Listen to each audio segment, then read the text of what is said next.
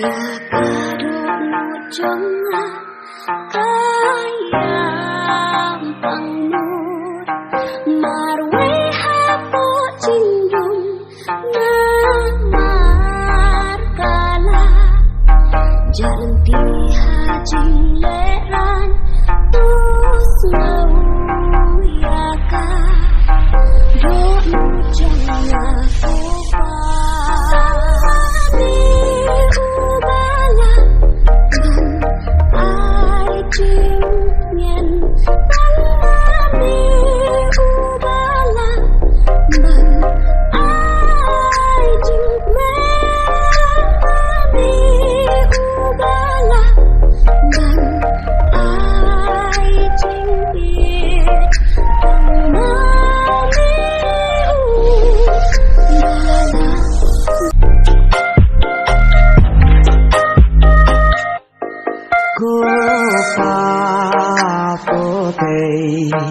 ya kajing